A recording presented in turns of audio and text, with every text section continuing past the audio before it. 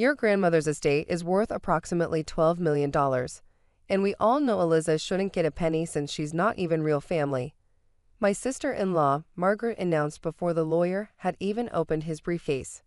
The same woman who'd convinced my husband that visiting his grandmother was too depressing now sat at the polished mahogany table calculating her shopping budget, while I held the worn poetry book Grandma Rose had pressed into my hands just 3 days before she died.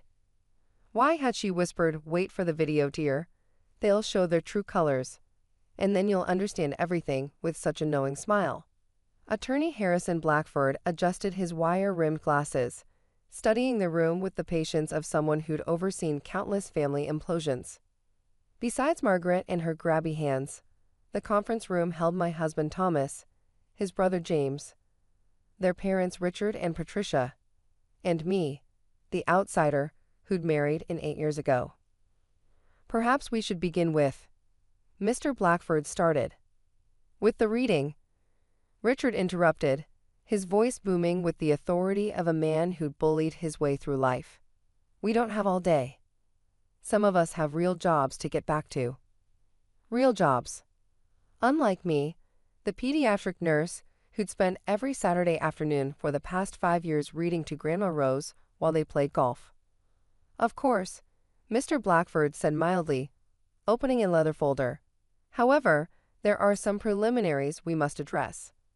First, I need to verify attendance. Is everyone listed in the will present?" "Who else would there be?" Patricia scoffed, examining her manicure. "Mother only had 2 sons, both married. We're all here." Actually, the lawyer consulted his notes. "There's a nurse, Catherine Mills." "The hospice nurse?" James laughed. "Grandma left something to hired help." "How? Quaint." "And a Dr. Samuel Peterson." "Her doctor?" Margaret's voice pitched higher. "This is ridiculous. How much could she have left them?" $8,000 each. "Just send them checks, and let's get to the real inheritance." Thomas squeezed my hand under the table, not in comfort, but in warning. "Keep quiet," the pressure said. "Don't make waves." The same message he'd been sending since we'd arrived, and his family had pointedly ignored my greeting. "Before we proceed," Mr. Blackford continued, "I'm legally obligated to ask. Has anyone in this room attempted to access Rose Whitman's accounts or properties since her passing?" Silence. Then Patricia cleared her throat. "Well, someone had to start preparing the house for sale. I may have begun organizing."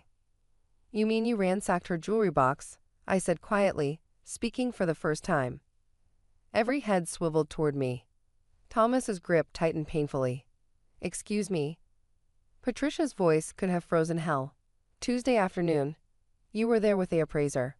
I saw you when I came to water Grandma's orchids." I met her stare steadily. "The Cartier watch she always wore is missing." "How dare you accuse me of?" "I'm not accusing," I said calmly. "I'm stating facts. The security system recorded your entry at 2:17 p.m. You left with 2 bags at 3:45 p.m. Richard's face purpled. "You had no right to check the security system." "Actually," Mr. Blackford interjected, "Mrs. Whitman specifically requested that Eliza maintain access to monitor the property. Now, shall we proceed with the reading?" Finally, Margaret muttered, "Though I don't know why she's even here." She gestured at me. "It's not like Mother Whitman ever accepted her. Eliza didn't even call her grandma until last year." That was true. For 7 years, I'd called her Mrs. Whitman, respecting the distance the family maintained. Until the day she'd grabbed my hand and said, "8 years is long enough, dear. Call me Grandma. Lord knows no one else in this family remembers I exist." "The last will and testament of Rose Marie Whitman," Mr. Blackford began, "executed 6 months ago, superseding all previous versions." 6 months? Thomas sat forward. "Her will was updated 6 months ago." "Correct." Mrs. Whitman was quite specific about the timing. "Now to the bequests. To my son Richard, I leave the sum of $1,000. the exact amount he claimed was too much to spend visiting me last Christmas. Richard's mouth opened and closed like a landed fish. To my son James, I leave my collection of vintage golf clubs, since he preferred spending time on the course rather than with his dying mother. This is insulting. James slammed his hand on the table. To my daughter-in-law Patricia, I leave the costume jewelry for my dresser, since she could never tell the difference between real and fake anyway, as proven by her marriage. I bit my lip to suppress a laugh. Grandma Rose had always been sharp, but I hadn't expected her to be this savage from beyond the grave. To my daughter-in-law Margaret, I leave my set of etiquette books, in hopes she might learn that loudly calculating someone's net worth at their funeral is considered gauche. Margaret's face flushed scarlet. She had done exactly that, standing at the graveside estimating the value of Grandma's estate. To my grandson Thomas, I leave my disappointment in the hope that someday he'll grow a spine. Thomas released my hand as if it burned. What? Mr. Blackford continued reading. You married a wonderful woman, and then let your family treat her like an interloper for 8 years. You canceled visits to see me because your mother deemed them inconvenient. You stood silent while your family mocked your wife's dedication to her career. For this cowardice, you receive what you gave me, nothing of substance. The room erupted. This is elder abuse. Patricia shrieked. She wasn't in her right mind. Someone influenced her. Richard pointed at me. It was her. The gold digger nurse. I want this contested immediately, Margaret demanded. Mr. Blackford raised his hand. Please, we're not finished. There's a video component to the will. He pulled out a laptop, and suddenly Grandma Rose appeared on screen, sitting in her favorite wingback chair, looking directly at the camera with those sharp blue eyes I'd grown to love. Hello, vultures, she began, and James choked on air.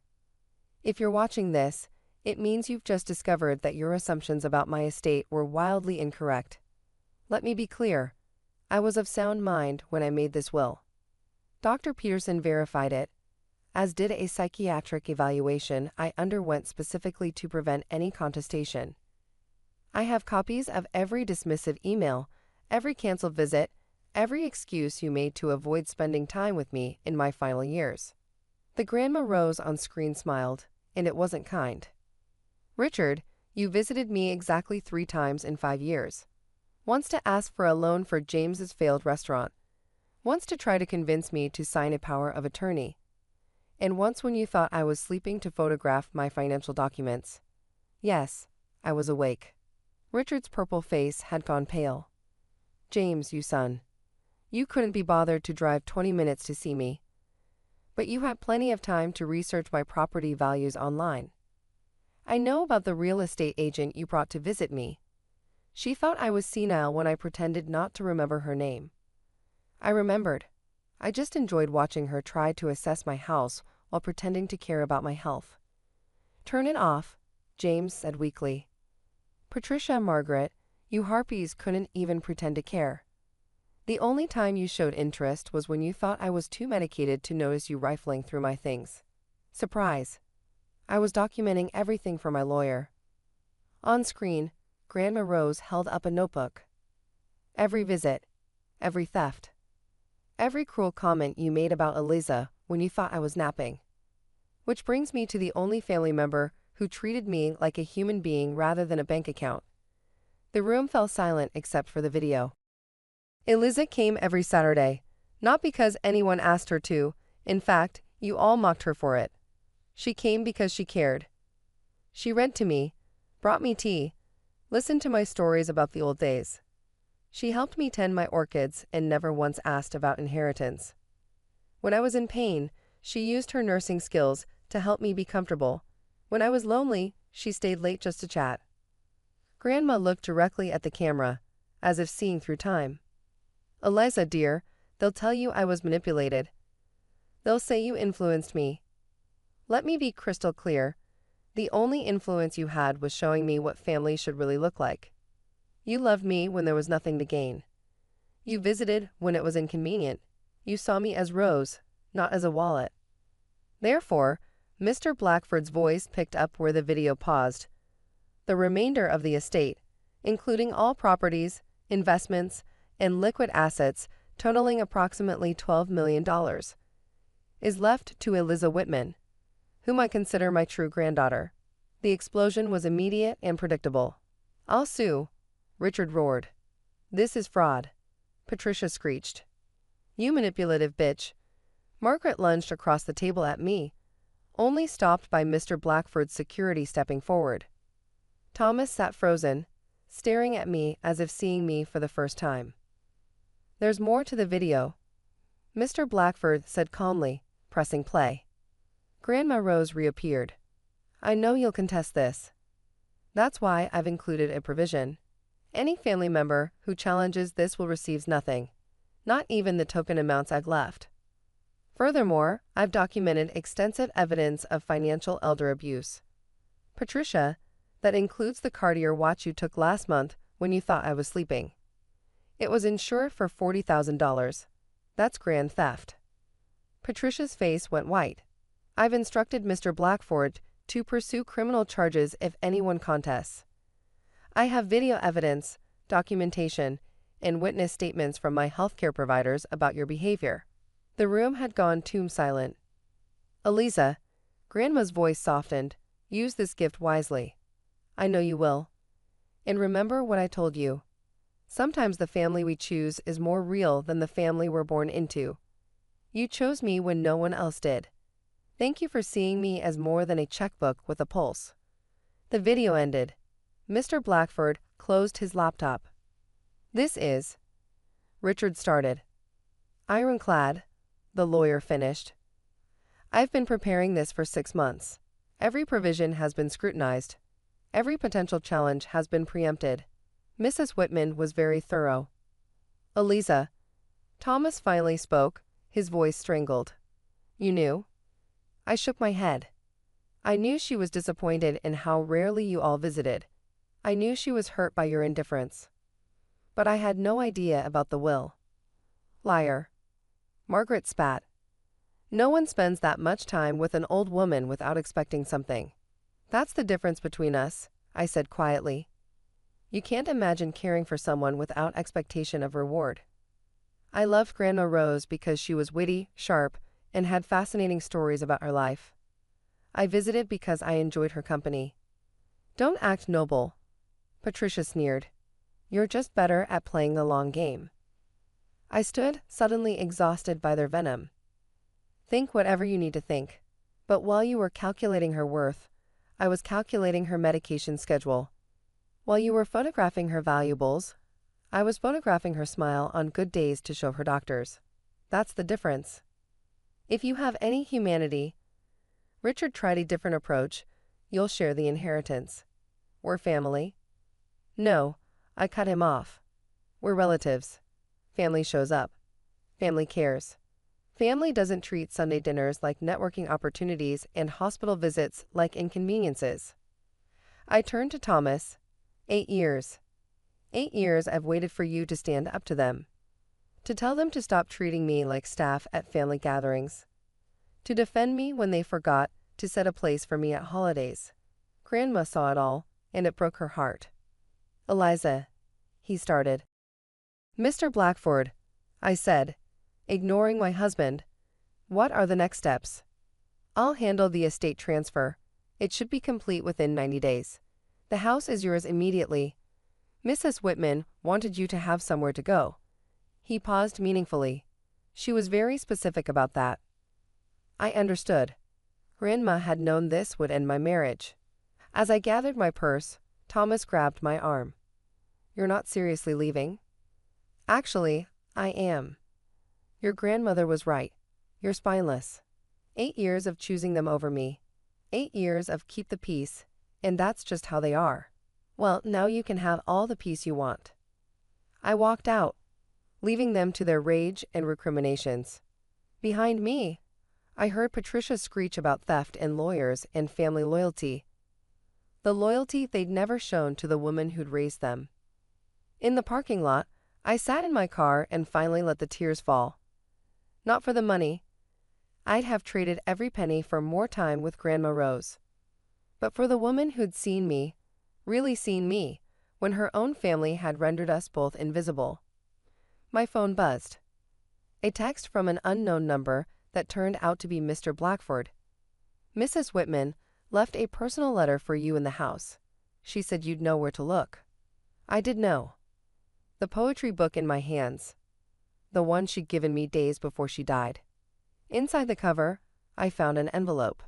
"My dearest Eliza," the letter began.